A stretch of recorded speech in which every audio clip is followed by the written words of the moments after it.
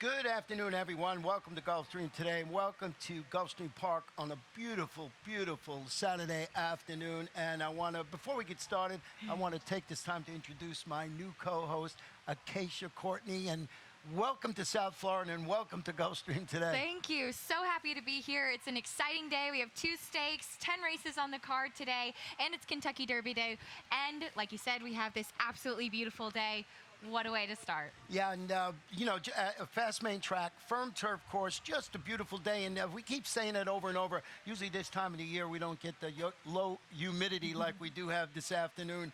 So before we get started, I want to show you what wagering we'll be offering this afternoon. And we're going to start it off race number 1 today with the Rolling Super High Five. And that's the first 5 races on the card of 50-cent wager. Also, that's the Rolling Super High Five. So that'll be throughout the afternoon, along with the early pick 5. So we have in the first race today, Rolling Super High Fives. Anytime there's 7 runners or more in the field, we got that Rolling Super High Five. The early pick 5, you see it there, 50-cent wager. Then we're going to go to race number 5 today, and that Rainbow 6 carryover is starting to build almost up to $60,000. It'll be way over $60,000. And we end the afternoon with our final pick 5 of the afternoon, and that is a 50-cent wager in the last 5 races. So exciting day. Very exciting day. Lots of places to get in on the action there. Yeah. You can put a little bet. You can put a big bet. Should be a good one. We like those big bets. We like big bets. Better payoffs. And a little later on, we're going to get Acacia's Derby pick, but that's at the end of the show. You're going to have to watch. She's doing a lot of studying on the Kentucky Derby. But with that said, let's get right to our first race this afternoon. 1 mile and 1/16th on the turf. Maiden claim is 3-year-olds and up. They're going to run for a $12,500 tag. We do have 1 scratch and 1 equipment note here. Scratch the number 1, Proud Venezuelan. Please note that the number 4 horse in here will race with blinkers off. And I look down, and our first race together, and we're in agreement with the top pick, and that is Venezuelan Success. Tell me why.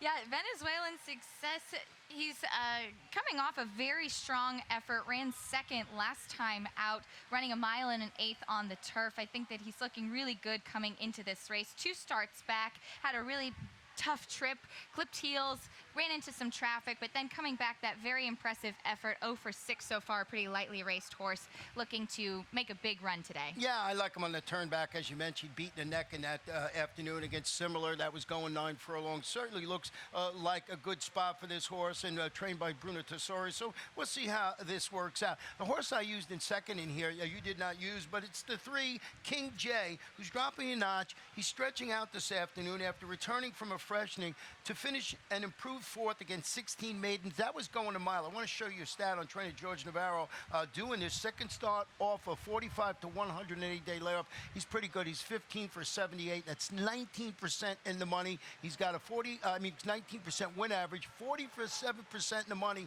and an ROI. It's not over $2, but it looks like he does this well. People bet it a lot. I just wanted to point that out there. The horse that you did use in second, I used in third, was Magic Mangus.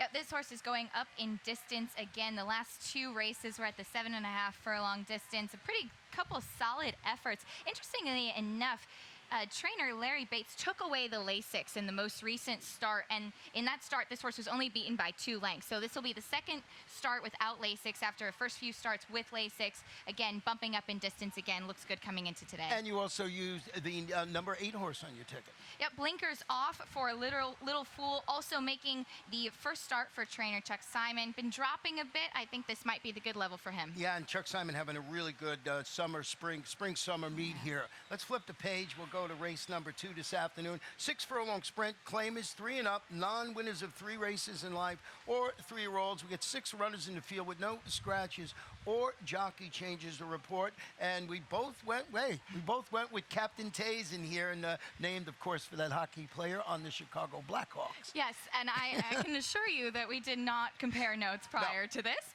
This is a really interesting horse for me. Been running recently on the inner track at Aqueduct, and I've been based in New York. York for the past little while, so I know that that inner track is a really quirky track. Some horses don't really fare too well there, and I think that that might have been the case for this horse. Dropping again, 1 for 3 at Gulfstream, seems pretty comfortable here at this track. Yeah, and trained by Jenna Antonucci, and this 5-year-old son of Roaring Fever is spotted perfectly, I think, against these $6,250 condition claimers. So not only the spot, I could never quite figure out that in the track at Aqueduct. I'm from New York for a million years ago and still haven't been able to figure it out. Now, the horse you used in second was the horse I had in third, and that's the 6, Son of a Preacher. Son of a Preacher coming off a victory last out, won by a neck. The 2 races prior to that were on a sloppy track. I don't think that he really cared for that sloppy track. This will be the 3rd start for trainer Angel Rodriguez with this horse, looking to make it 2 in a row. I also used the number 2 horse in here off duty, stretching out to this 3/4 of a mile after stalking the pace, finishing 4th versus this same caliber of competition going 5.5. I look for him to be part of the pace scenario this afternoon with the stretch out. I think he's got the speed here. And as we mention all the time in these early races, good time to look and see how the track might be playing, both the main track and the turf, for later on if you get involved in our wages that we showed you early on, like the Super High 5 or, of course, the Rainbow 6. Absolutely. And our top selection, Captain Taves, I think will be more forwardly placed than he has been up in New York. Here at Gulfstream, he seems to be a little bit going more out to the front, and I think that that'll make a little bit more room for the number 5, my 3rd selection, Tale of Stone, who tried the turf 2 back, returned to the dirt last time, going to do another start with the dirt, dropping down in distance again to the 6 furlongs. Could be one to hit the board. Well, we're in agreement with our daily double. Now we're going to flip the page, and we do not look at each other's selections. I want to see what's happened here. This one is 6.5 furlong claimers, fillies and mares, 3 and up, non-winners of 2 in life, $6,250. Hey, we're different. We got our exacta flip-flop here, and you went with the number 1, Baby, I'm Worth It. I did. This horse is dropping off the claim a bit. First off the claim, moving into the Ralph Ziaddy barn. Used to be trained by Dave Brady, and the last few starts have been a little bit lackluster for this horse. But again, that drop off the claim I think will be a big one for him, for her. Excuse me. Ran in the Hut back in November, has kept some stakes company, and had a very impressive maiden victory back in October. Yeah, just to add, that last race produced a couple of next out winners, so a bit of a key race in the 10-pound apprentice. I'm not familiar with here, but it looks like he might be going for a first win. We'll check on that, and that is Norberto Guerrero will be riding this. So we'll see how this horse works out. But I did have the horse you have in second on top, Lady Nora. It's a 4-year-old daughter of Holy Roman Emperor, stretching out to this 6.5 furlong distance for the first time after hitting the board in 3 consecutive sprints against this same level of competition that was going 5.5 and 6 furlongs respectively. And I just thought that was the logical choice in there. Like the one for all the reasons you mentioned. In third, I went with Sweet Forestry, who's dropping to the $6,250 level on the main track and removing the blinkers after returning from a layoff to track the pace. Finished 5th in that race. I want to go back and show you stat, of trainer Kristen Mulhall. Solid with the turf to dirt angle. You'll see it up there. 5 for 31, 16%. In the money 42% of the time. But check out the return of investment, $2.98, and that's turf to dirt with claimers over the last 5 years. So positive return of investment in there. Threw that one on the ticket. Now, who did you use in third? I used the 5, Glatona, again, who's wheeling back really quickly, ran to 6 days ago with an impressive maiden victory, won by 5 lengths. Again, dropping from the 12.5 to the 62.50 today. I think all of those things coming together should bode well for her. Yeah, coming back on that short turnaround. And I kept going back. Should I use this horse or not? Because I had him last time. I was able to find him 6 days ago. But I didn't. I went with Sweet Forestry. I was playing a little bit of the statistics there for my third pick. But we're sort of in agreement with our exacta box, if you want to call it that. And we're going to go to race number 4 this afternoon. This one is on the turf at 7.5 furlongs. It's a starter, optional claimer, 3 and up, $12,500. Big scratch in here of the number 6, Whisper on the Wind. That was my top selection in here. Mine as also, well. The main track only is 9 and 10. And note, there's a jockey change in the 4. The rider will be Manny Aguilar. And don't forget, just when we're done here, Pete Aiello, our track announcer, come back and update you on all the scratches and jockey changes you need. Now, Arborville, we both have him on top of our ticket. I want to go back and show you a performance. This last race, you'll see the head on here in the stretch of the 5-horse. And the most amazing thing about this horse, when he does this, somebody must be telling him there's free food out on the other side, because he just decides to take a trip out, all the way out. And what amazed me about this, as you see him drifting out, drifting out there, is that he still was able to right himself and finish third in this race. I thought he ran a pretty good race, and that was the reason I didn't have Montauk. I had Whisper on the Wind, but scratched into him. In that race, he finished third behind Shadow Rock, who went on and won an allowance race at Keeneland, and in front of a horse that we know very well down here called Delta Bluesman, who stakes place. So lots of things to like, except what that horse did in the stretch. Yeah, there was definitely something to be concerned about. Jockey Gerardo Corrales did a good job kind of riding him, and Gerardo's done a good job making a name for himself here. There's a rider change now to Tyler Gaffleone. He's going to be hopping aboard this horse for the first time. Had a nice victory 2 starts back out of the mare Asheville, who was stakes place, trained by Steve Asmussen, so some good pedigree there. I think that the scratch of Whisper on the Wind is really going to bode well for Arborville. Yeah, number 3, Fear the Falcon. I know you had second. He's stretching out today around 2 turns. Yeah, I really liked the victory last time out. First off, the claim now moving into Steve Casares' barn, one that I think is really good to like here. Yeah, and I added him on, and I went back and looked after the scratch of that. We always give 3 selections. So I went back and grabbed that horse. The other horse that I used in second is the horse that breaks on the inside, Eastman, who's stepping up the competition today after using his stalking style to notch his 2nd consecutive turf victory. That was against 10 open claimers. Going a mile, trainer Jenna Antonucci, Jonathan Gonzalez in the saddle this afternoon. I just thought off that, I see this sort of a lateral move. It's not really that big of a jump up in competition. Yeah, and I went with the 8 Rough Passage, who has some speed and should be kind of forwardly placed here. 3 recent turf races for this horse. One of those is a victory, the most recent one at 7.5 furlongs, and the 2 prior have been pretty solid. 2 of them, at least, of the 3 turf starts that he has made have been good. Also tried out a stakes, keeping some really impressive company. 6 in the Groomstick behind Valid. So this is a horse that has had some good company. 3 for 22 so far in lifetime starts, but could make a big run in this one. You make a good case for that. Is the number 8 horse in there. We're going to take a very short break, and when we come back, we'll take a look at my Rainbow 6 ticket and the rest of this fantastic Saturday card.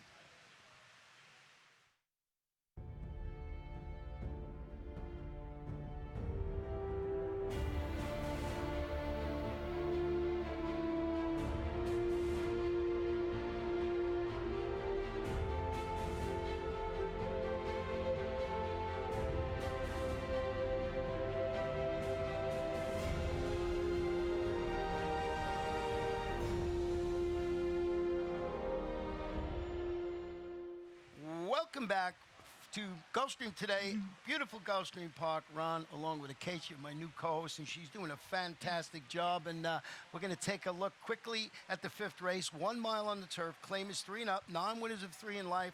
Or turf race in 6 months, or November 7th, $16,000. So that's the conditions in here. Another major scratch for me in here. The number 5 Tap and Trade was my top pick. Also, the main track only is out. And before we delve into this race, let's show you my Rainbow 6 ticket this afternoon, and $43.20. Went 3 deep in here. 3, 3, and then you see in race number 8, and I'm taking a big step today. This is Noble Beauty. This horse is 8-1 on the morning line.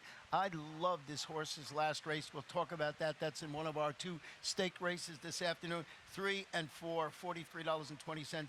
So, Acacia, my day is banking on that 5 horse in the 8th race. We'll see how it goes as far as the Rainbow 6 goes. Yes, and this is a very affordable ticket. Definitely one that you can alter a little bit if you have some horses that you really feel strongly about, but that's definitely going to be an interesting race, that 8th one. Some really quality fillies in the stake later Well, today. how'd you see this 5th race here to start off the Rainbow 6? So I went with the 3 horse to Questa Storm. Oh, now I know you're copying me. You see, I promise we don't. Maybe this is a sign of good things or bad things. Who knows? But Tequesta Storm is my top pick in this selection. Trainer Michelle Nahey has this horse. Most recent start finished 3rd, but was beaten by a few lengths. But a couple starts back, had 2 nice wins in a row, a maiden, and then finished 2nd off of that. So I think that this is a horse that is poised to do well and find the winner's circle once again. Yeah, and Michelle just having a fantastic early on in the meet.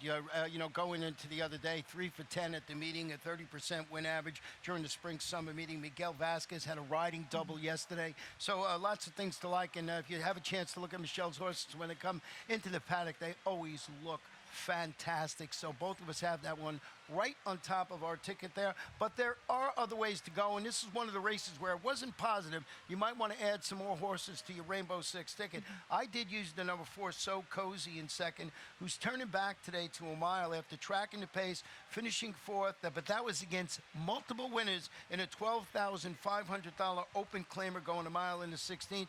I think he spotted perfectly versus condition claiming competition here, where there, horses, as we mentioned, 3-year-olds and up, were having won a race in 6 months. This horse facing open company, so it's sort of it's actually a step down, even though it might not look that way on paper. So I used So Cozy in second. You did go with the number 2 horse in here in second, and that is Maritime Pulpit. I did, and this was one that I questioned for a long time because this horse in pedigree has a lot of poly track pedigree. This horse has fared well on the poly track before, does have a turf start 2 starts back, and was only beaten by 2 3/4 lengths, even though he ended up finishing 6th. Tried the dirt last time out, has a trainer change now and moving over into the barn of Peter Walder. I like that angle a lot, so I thought that this one, who did have a win on this level in the dirt, though it was on a sloppy track, moving over to the turf. Sometimes you say they like the slop, they might do well on the turf as well. Yeah, Peter does an excellent job, as everybody knows out there who follows South Florida racing, and actually came in and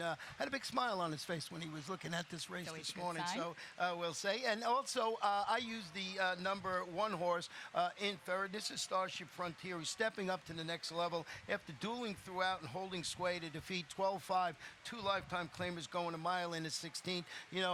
Perfectly honest, I had this horse afterwards. I loved Tap and Trade in here, but that horse is scratch, going to run another day. So I added the number 1 horse in there, and that is Starship Frontier. And you also used the number 6 in here, and that is Bingo, Bango, Bongo. Yes, besides having a really fun name, this horse is third off a big layoff. Ran in the H. Allen Durkin Stakes back in January of 2015. Wasn't seen again until February of 2016. These 2 starts since coming back off that more than a year layoff have been steadily improving. Though they haven't been good starts so far, they've been steadily improving, and I think that this horse will continue to improve as he comes off that big layoff. And always a popular horse down here, and we don't have to tell you why. Everybody likes saying Bingo, Bango, Bongo. I mean, of course. How could you not like saying that? Let's flip the page. We'll go to race number 6. It's a 1-mile maiden claiming event for 3 and up, $12,500. Full field, 9 runners, no scratches, no jockey change report in here. I went with the number 7, Little Paul, but I'll defer to you about number 4, BF Forever, and then I'll talk about my top pick. The number 4, BF Forever, was my top selection. I see that you used him in third. This is a really exciting, interesting horse for me. It's one of those ones that you're going through the form and you're doing your research and you kind of say, wow, when you end up finding him. This is a horse that is a full to Fellowship, who will run today in the Pat Day Mile, was third in the Florida Derby here behind Nyquist. Mark Casse trains this horse. I think that this is one that's just kind of been steadily improving, looks to make a good position here today. 0 for 19 so far, which is the really big question mark for me that almost made me not put him on top. But sometimes a horse is just due after all those starts and continuing to improve. Well, I was waiting to say that 0 for 19. I haven't written here my statistics and reason I did not put him on top. But going to the Mark Casse barn, and you're right about the breeding there. And, the colt makes its 20th stab at trying to break maiden. So I went with the number 7 in here, Little Paul. And this one now in the Michelle Nihei barn. This one is dropping to the 12-5 level on the main track after failing to handle $25,000 maidens, going 7.5 furlongs on the turf. Note that this horse's best effort thus far was a 3rd place finish against $25,000 types at this distance on the dirt. It was back in January. Keying off that performance, changing barn, as I mentioned a little earlier, Michelle does a fantastic job. First time under her tutelage. So we'll see how Little Paul runs in there. And I don't know, it is the morning line favorite at 2-1. Now, we both used the number 1 in second, and that is Templar Warrior. Yes, tried 2 starts on the dirt and then switched over to the turf most recently. That didn't go so well, but looking back at those 2 dirt starts, as he will now return over to the dirt in the mile distance, had 2 at those, that distance and course with 2 solid 3rd place finishes, and those are the races that I'm looking. Looks pretty good on the work tab as well. Well, tell us about the 8 in here, the Thunder Afleet.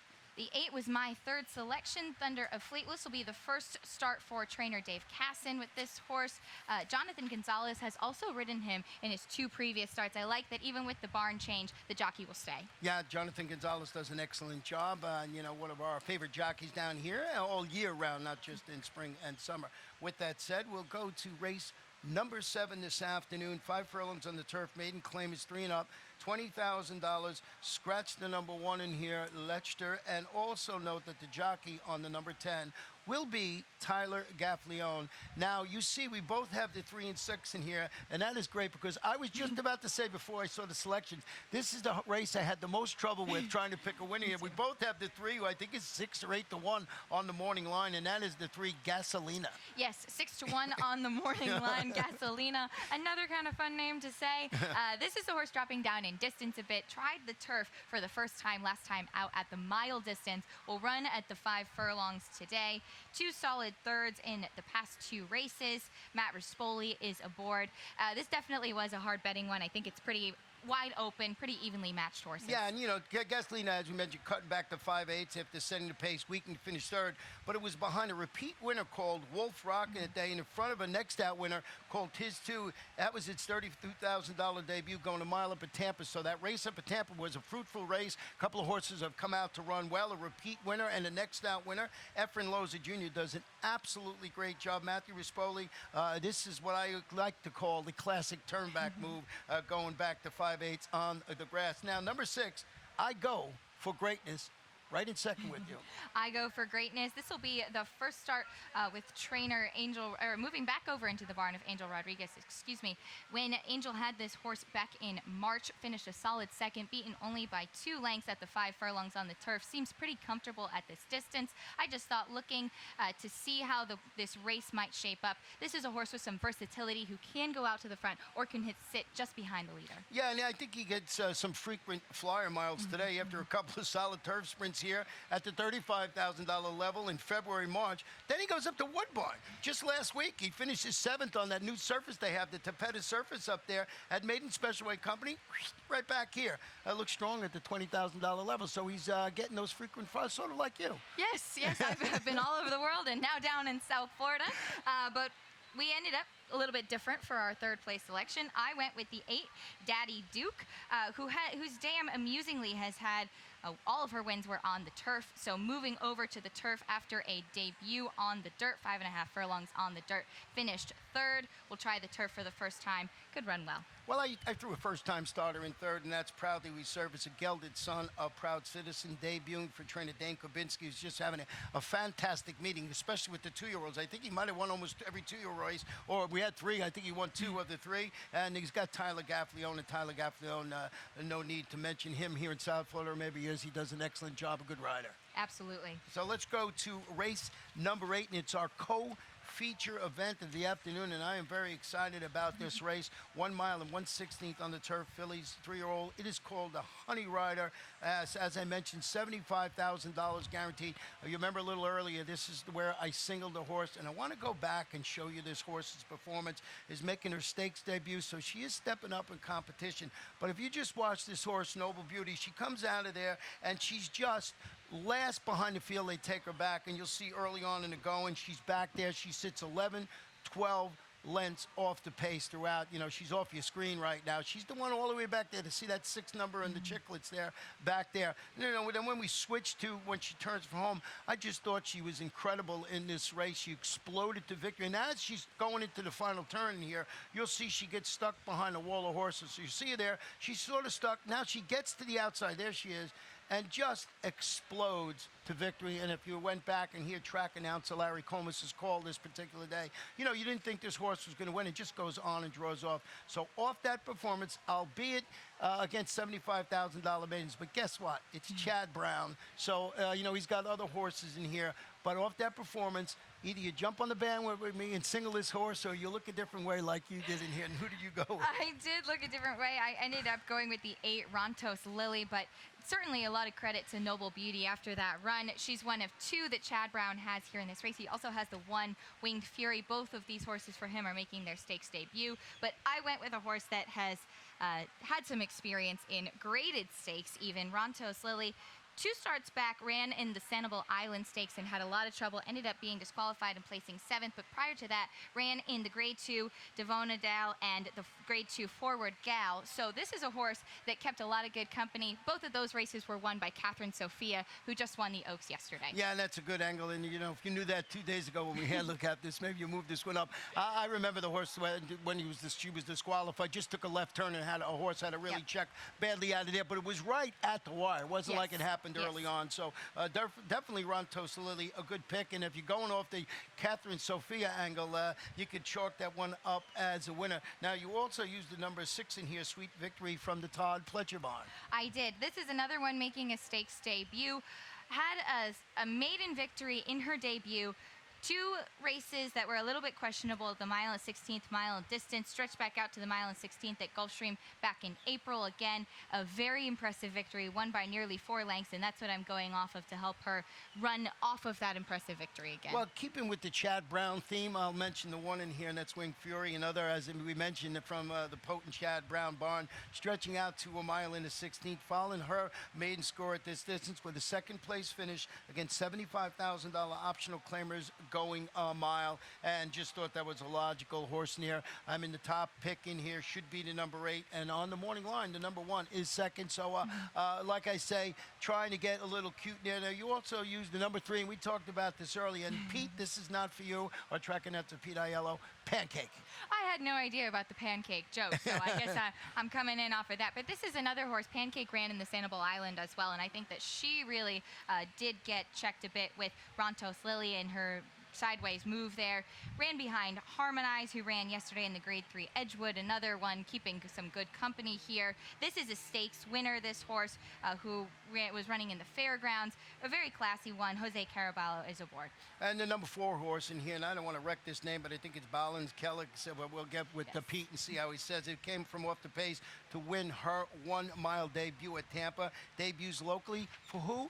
Christophe Clement, who just owns this turf course sometime during the winter, looking to sit behind. I see an abundance of speed in this race, including your top pick in here. And this one might end up sitting a perfect trip, 6-1 on the morning line. And there, if you go back, when you look at these past performances, all you see is speed, speed, speed.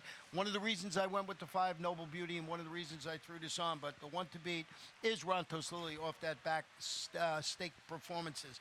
Let's go to race number 9, and we'll go back to the main track. This one is 7 furlongs, claimers, 3 and up, $6,250. Jockey change on the 5 is Sean Cruz. And please note that the number 9 will race with blinkers off, and put a stamp on it. You know, we are top 3 here, all the same. Go with Coal Miner. Tell us about it. We weren't supposed to be cheating. Well, I went with Coal Miner. I just think that this is a horse who's going to be going more forward in this race. Now, you talked about the Honey Rider having an abundance of speed. Here's a race where there really doesn't seem to be that much speed, or questionable who will really go to the front. There are a couple horses probably on the outside, the Long Shot, the 10 Double Judge, who might go out to the front, but Coal Miner might be a little bit more forwardly placed. A couple off the claim encountered a sloppy track last time out. We talked about how good Peter Walder's horses are looking. This one, I think, is due for a win. Yeah, this one went up. We're talking about Coal Miner, went up and pressed the pace and flattened out. That was against 12-5, as you mentioned, on that sealed, sloppy track, going 6.5 furlongs, stretching out to 7/8. We both used the number 1, Smoking to Feel, a 3-time winner at this distance, stretching out after an even 4th against similar, going 3/4 of a mile or 6 furlongs. Ralph Zadie, Miguel Vasquez handling the always adventurous inside post when you break out of the chute here, going 7 furlongs. And thus, I was going to put this one on top, but I never have any luck when a 1 hole and going 7 furlongs here. Yes, and, you know, talk about the 1 hole, always adventurous. This is a 9-year-old gelding who has already raced 73 times, so a very well-tested and seasoned veteran here in this field. Well, what about number 4, El Kraken? El Kraken, 2 starts back. You look at that second place finish, lost by just a neck. I think that that's a really impressive finish there. Came back and was beaten more than 12 lengths last time out, but I think that looking at those couple starts back, and a very classy horse in this kind of field. 3 for 17 so far in lifetime starts. Could be one to hit the board. Yeah, and he got squeezed back at the start last time out. Not by being a reason. I actually went back and looked at this race. Was going to make it one of my, spotlights today, and it wasn't that bad. As bad as I thought it was going to be, but still, this horse likes to be up closer to the pace, and did not have that chance last time out after getting squeezed back at the start. Our 10th and final race, and what a great way to end the day with our co-feature event of the afternoon. 1 mile and 1/16, 3-year-olds, 75,000, third running of the English Channel. As I mentioned, 75 guaranteed. Do have a scratch in here of number 7, Duffel Bag. And boy, I think the 3-horse in here, and just like you do, is the right one in here, and that is Giant Run. Yeah, this is a stakes winner. Won the Cutler Bay last time out. Ran second in the Grade 3 Palm Beach. I mean, you talk about a horse that's kept some good company and some classy company at that. It just really looks like one. A $200,000 yearling as well. It really looks like one that's going to be poised to win today. Well, let's go back and show you that horse's performance in the Palm Beach. And, you start, and, when you go watch back in this race, and really, in this race, you'll see the fractions up there. They were pretty swift, 23, 47. I mean, he was up there and he held on, and he finished second. This is the Grade 3 Palm Beach. He was the 10-horse that afternoon, and I just thought he ran lights out in that place. A lot of people think this, he went, and then the next race was a mile into 16th, and he didn't last.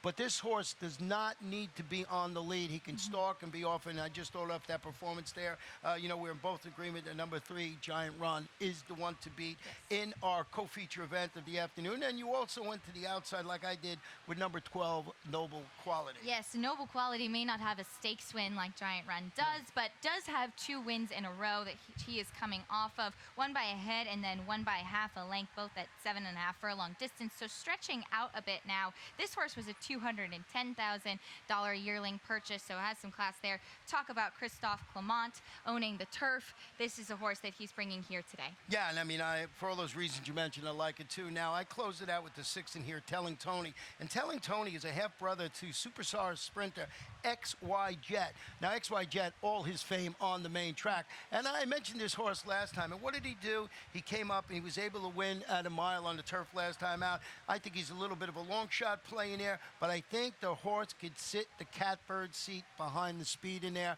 So I threw him on my ticket. He's 20-1 in the morning line. This is the type of horses that you like to have somewhere on your super high 5 or your exact or trifecta ticket. And it could certainly be an exciting way to close out the day, and in a stake at that. I will admit that I liked the 7 Duffel Bag, the scratch here in this race. I went with the 11 Extravagant Kid for Milton Wolfson. First time in that barn. This is another horse that has kept some stakes company. 2 back, ran a very strong second, beaten only 3rd lengths in the spectacular bid. Had a couple of nice wins prior to that. Did run some very solid finishing in the money numbers on the turf earlier in his career. Yeah, I mean, I like that horse today. I give out a long shot each and every day with my analysis, and it happens to be the 11. So there is definitely some sneaking around in my selections going into this race. I'm not going to say by who here, but fun day, great card. As I promised, right now we're going to get Keisha's Kentucky Derby pick. Kentucky Derby pick. I am going with Gunrunner. I just think that this is a horse that is going to set the